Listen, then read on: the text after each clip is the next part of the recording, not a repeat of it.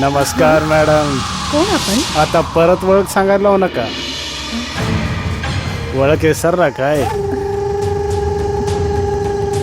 सूर्याजी सरकारांचा निरोप आहे. ही निरोप द्यायची वेळ नाही, उद्या भेटू. उद्या कधी येत नसतो मॅडम. आणि सूर्याजी सरकारना विरोध करणाऱ्यांना उद्या कधी दिसत नसतो. तेव्हा आजच, आत्ताच महाराष्ट्रातले सगळे पक्ष सरकारांच्या विचारानं चालतात. आणि तुम्ही सरकारांना विरोध करताय. बरं दिसतंय का हे बरं दिसतंय का? हे बघा, तुमच्या असल्या पोकळ धमक्यांना घाबरणारी मी नाही. जोपर्यंत जीवात जीव आहे तोपर्यंत लढतच राहणार आहे मी. ठीक आहे, मग जीव राहणारच नाही.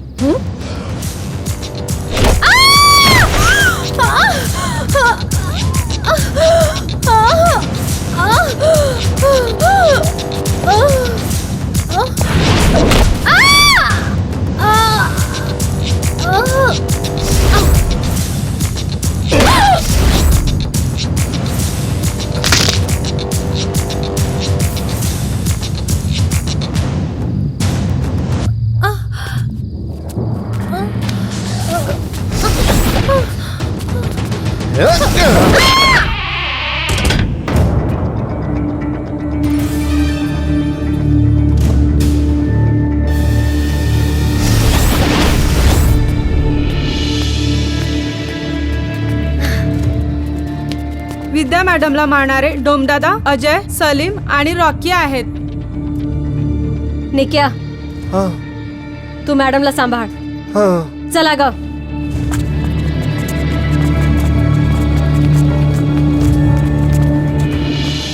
काही पण घे रे, मी आहे ना.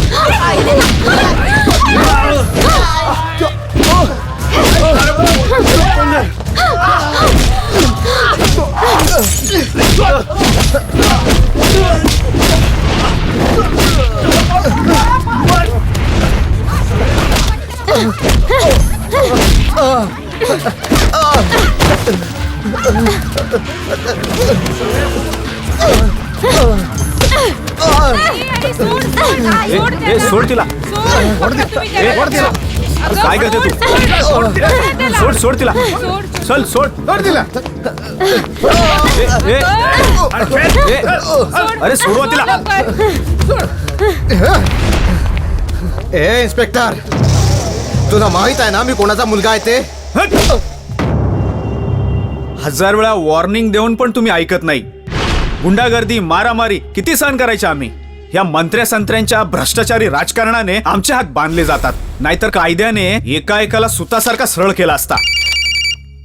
आला तुझ्या बापाचा फोन. हॅलो, हा कोण बोलतोय? सरकार तुम्ही? हा सांगतो साहेब बसनी. सरकारचा फोन होता म्हणून. साहेब, सरकारचा फोन होता. हा, कोणाचा पण फोन असू दे, याला आत टाक पहिले. या म्हणाव कायद्यानं सोडवायला, मग बघू. चल रे, चल चले. बसा. थँक्यू. हे बघ पोरी, तू जे करतेस ना ते योग्यच आहे. पण ज्याला तू भर रस्त्यात अडून मारलंस ना, त्याच्या बापाच्या जीवावर हे शहर चालतं. शहरच काय, या महाराष्ट्राचं राजकारण चालतं. तेव्हा तुला सावध राहायला पाहिजे. नमस्कार साहेब. कोण तुम्ही? आत विचारून येता येत नाही काय? अच्छा, म्हणजे विचारून यायचं असतं का? चुकलं साहेब.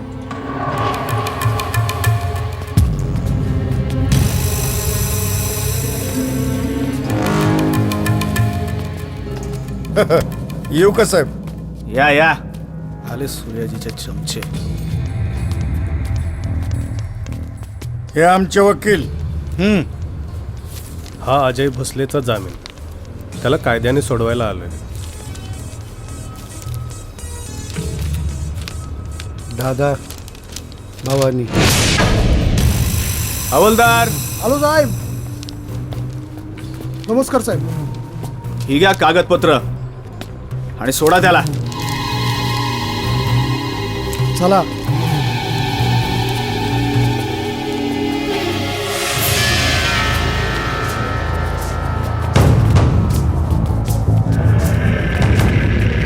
हे कुठेतरी थांबायला हवं.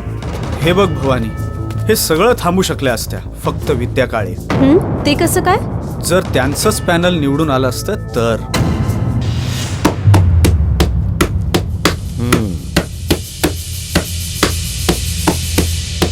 कशाचं मटण आहे? कशाचं मटण आहे? कोंबडीचं.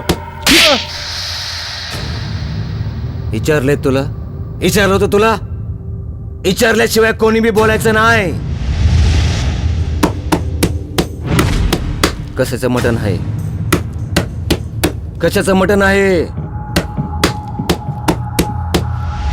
कशाचं मटण आहे? कोंबडीचे. आपापल्या बायकांना समजावा. नाही तर उद्या तुमचा खिमा दिसेल इथं. त्या कळीचं पॅनल बरखास्त व्हायलाच पाहिजे. त्या कळीचं पॅनल बरखास्त व्हायलाच पाहिजे. अरे रात्रीच्या मीटिंगचं काय झालं? काय होणार? विद्या काळेंचं पॅनल बरखास्त झालं. चला या गोष्टीवर एक एक सिगरेट हो जाए. यस हो जाए.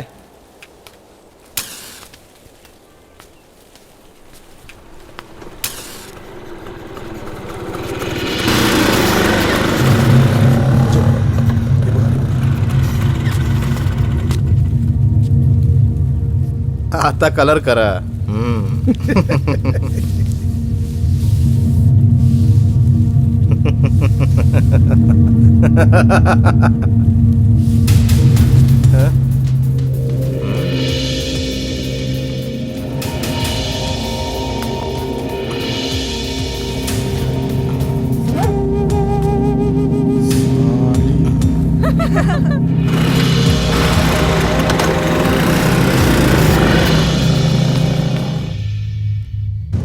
कशाला काळजी करताय नगराध्यक्ष? आम्ही असल्यावर कसली काळजी? सोडा हो. इलेक्शन एकाच बाजूने होतील आणि नगराध्यक्ष तुम्हीच व्हाल.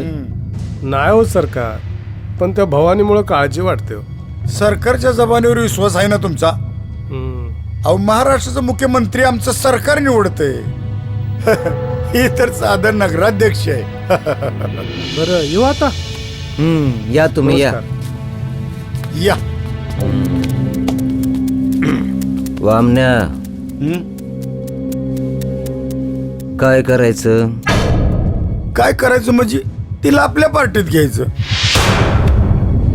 डोकं फिरलंय का तुझं? सरकार प्लॅन तरी आहे का? तिला आपल्या पार्टीत घ्यायचं. निवडणुकीचा सगळा खर्च आपण करायचा. तिची आपली काही जाती दुश्मनी नाही. तिला निवडून आणायचं, नगराध्यक्ष बनवायचं. मग तिच्या डोक्यावर तुमचा हात असणार.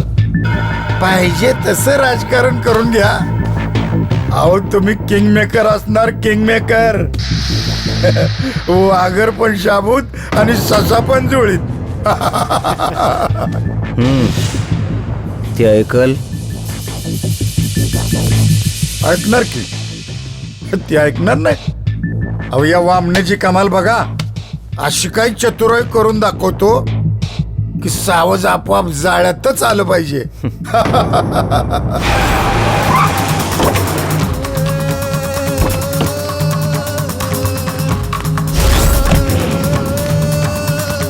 ओम त्र्यंबकं यजामहे सुगंधिं पुष्टिवर्धनम् उर्वारुकमिव बन्धनान् मृत्योर्मुक्षीयमामृतात्. दादा तुम्ही इकडे. भवानी येते का इथं? होय भवानी येते की. तिला सांग मी आत बसलोय. होय सांगतो की.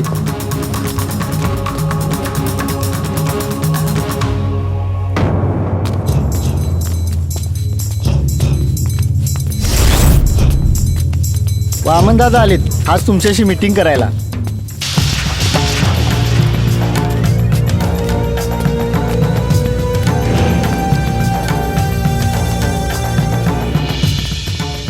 बोल. भवानी, खून मारामाऱ्या आपल्या 2 पार्ट्या कशाला? विष्णूचे नवे अवतार भगवान बुद्धांनी सांगितले, दंगे मारामाऱ्या करू नका आणि काहीही साध्य होणार नाही. त्यापेक्षा आपण असं करूया ना, तुमचीच पार्टी निवडून आणूया, आमचं संपूर्ण सहकार्य राहील. शिवाय तुझी परिस्थिती सरकारनं माहितीये, म्हणूनच तर त्यांनी मदत पाठवली आहे. बरं मग नगराध्यक्ष सुद्धा तुलाच करायचं ठरवलंय. मला काय करावं लागेल? आमच्या पार्टीतून इलेक्शन लढवायचं. आमचे आशीर्वाद घेऊन आम्ही सांगेल त्या पद्धतीने कारभार करायचा. नाहीतर तुला सरकारचा दरारा माहितीच आहे. त्यात तू पडलीच मुलगी, ना तुमच्या संघटनेला कुठल्याही मोठ्या पक्षाचा पाठिंबा. असं समजू नकोस सरकार तुला घाबरले म्हणून. सरकारची शिरी एकदा का हल्ली ना की तुझं ओम समर्पया मे तुझे किती तुकडे होतील आणि कुठे कुठे पडतील हे तुला सुद्धा कळणार नाही. ही धमकी आहे का? तसं समज हवं तर. ही भवानी कोणाची गुलाम म्हणून राहणार नाही. सांग तुझ्या सरकारला आमच्या पार्टीत ये म्हणावं, नगर अध्यक्ष बनवू.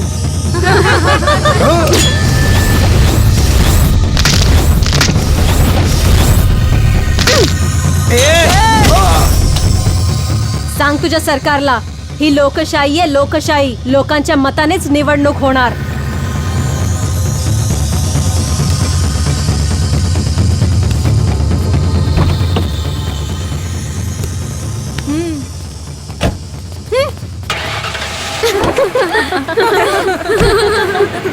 ज्यांनी देव ही संकल्पनाच नाकारली, ज्यांनी सुखाचा समानतेचा मार्ग दाखवला, त्यालाच याने विष्णूचा अवतार बनवला. चला ग, एक एक कटिंग चाय हो जाए.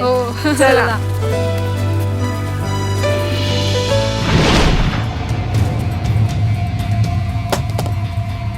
उसानीकडं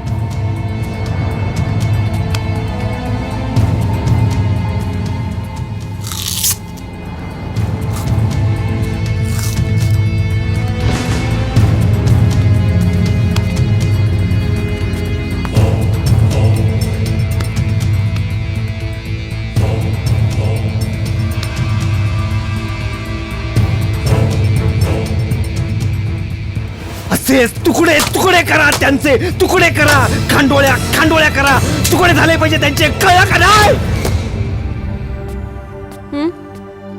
काका मी येते. हे बघ भवानी, तू एकटं जाणं अजिबात बरोबर नाही. काही धोका होऊ शकतो. नाही, मी जाईन. अहो चहा घ्या ना. तू पण घे ग. अगं मला उशीर झालाय. भवानी, गेल्यानंतर मला फोन कर हा, आणि व्यवस्थित पोच हा. चल, येतो येतो हा बेटा. बाय. चल पार्वती. हा या. हाय काका. हाय. आहे ना आतमध्ये? आता आला का? बरं आहे आतमध्ये. चला चला. मला उशीर होता. चला बाय. चला चला. ओ हाय. आज सगळे इकडे?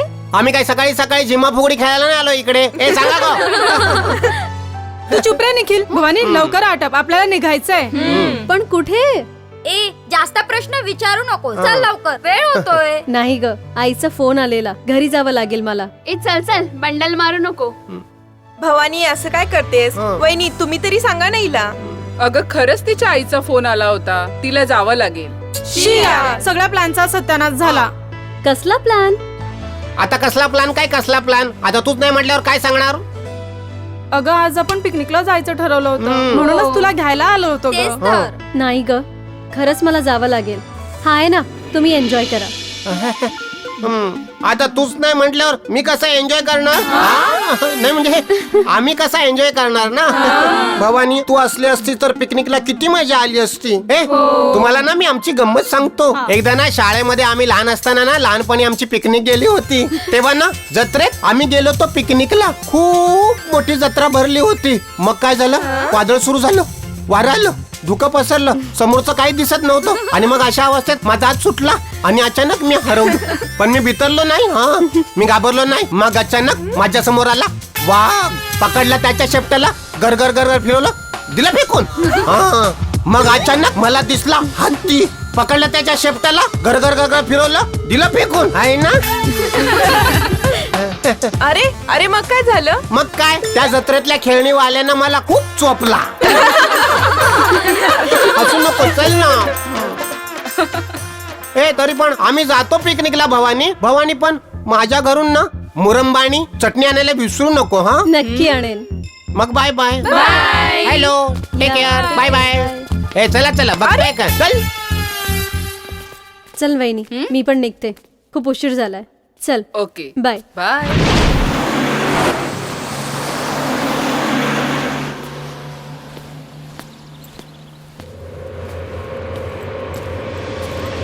बस अरे का बस आतमध्ये चाल. आवाज बंद कर रे. चल आतमध्ये चाल का. अरे का बस. कोण भवानी, भवानी, सोडा मला. भवानी, भवानी,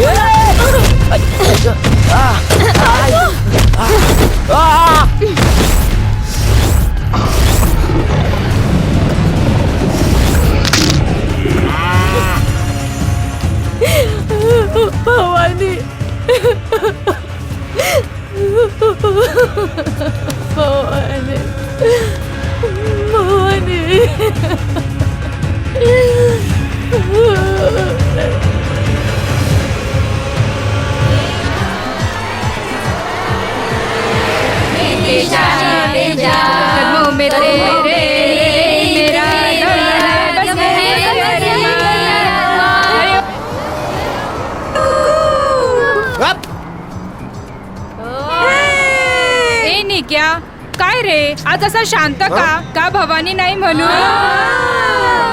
काय रे निक्या, आम्ही तुझ्या मैत्रीण नाही का? आहे ना. बरं बरं, ठीक आहे. सॉरी चुकलो. भावनी नाही आली म्हणून नाराज झालो होतो. आता काय करणार. बरं ठीक आहे, मी तुम्हाला एक जोक सांगतो. माझा मित्र आहे ना, त्याचं स्वतःचं असं मत आहे की जेव्हापासून त्याची बायको प्रायव्हेट मोबाईल कंपनीमध्ये कामाला लागली ना, तेव्हापासून त्याला मुलबाळ होत नाही. म्हणजे काय गंमत होते, त्याची बायको आहे ना, उठता बसता चालता बोलता फक्त मोबाईलच्याच भाषेत बोलते. म्हणजे त्याच्या जवळ येते आणि पटकन मागत जाते. येते जाते, येते जाते. एकदा वैतागला, म्हणाला हे काय करतेस काय, येते जाते येते जाते. त्यावर त्याची बायको त्याला म्हणाली, अहो मी तुम्हाला मिस कॉल करते.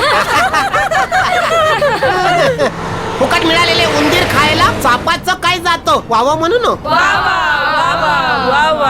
फुकट मिळालेले उंदीर खायला सापाचं काय जातं, आणि बसल्या बसल्या वावा म्हणायला तुमच्या बापाचं काय जातं. सॉरी चुकलो. हे आता तुम्ही नाव घ्या ना, उखाणे. हे तू घे नाव. घेते. घरात होतं कपाट, कपाटात होतं कवट. घरात होतं कपाट, कपाटात होतं कवट. सोनमचा बॉयफ्रेंड बोलायला नुसताच खवट. हे मस्त नाव घेतलं. हे आता तू घ्या. काली काली जुल्फों से करती हूँ अंधेरा. काली काली जुल्फों से करती हूँ अंधेरा. हो जाओ टकले और कर दो सवेरा.